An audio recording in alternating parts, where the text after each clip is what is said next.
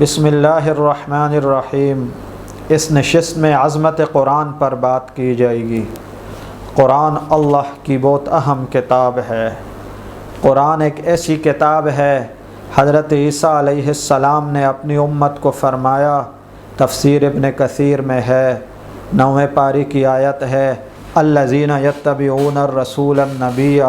اس کے تحت لکھا ہے حضرت عیسیٰ علیہ السلام نے فرمایا میرے بعد ایک نبی آئے گا، ان کی امت کو یہ خصوصیت حاصل ہوگی اپنے نبی کی برکت سے، اناجیلہم فی صدورہم، کہ ان کی انجیل یعنی ان کا قرآن ان کے سینوں میں ہوگا۔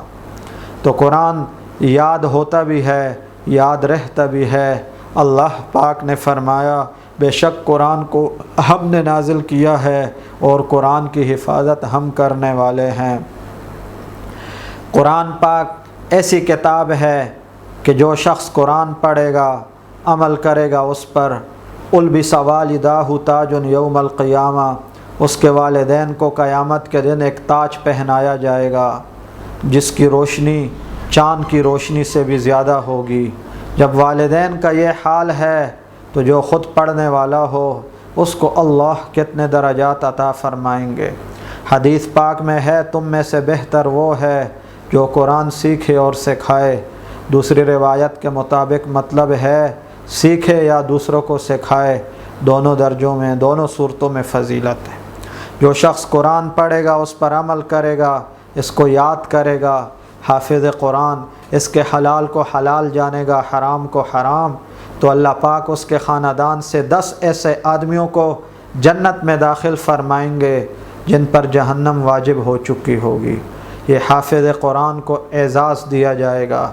حافظ قرآن کو کہا جائے گا اقرأ، قرآن پڑھ، ورتقی، اور جنت کے درجوں پر چڑھتا جا، فإن ورتل، اور اس کو ایسا آہستہ آہستہ پڑھ جیسے دنیا میں آہستہ آہستہ پڑھتا تھا۔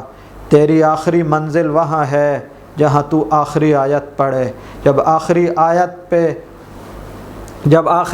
پڑھے گا، آخری آیت جب وہاں پر آپ پہنچو گے تو جہاں آخری آیت ہوگی وہی تیرا آخری درجہ ہوگا۔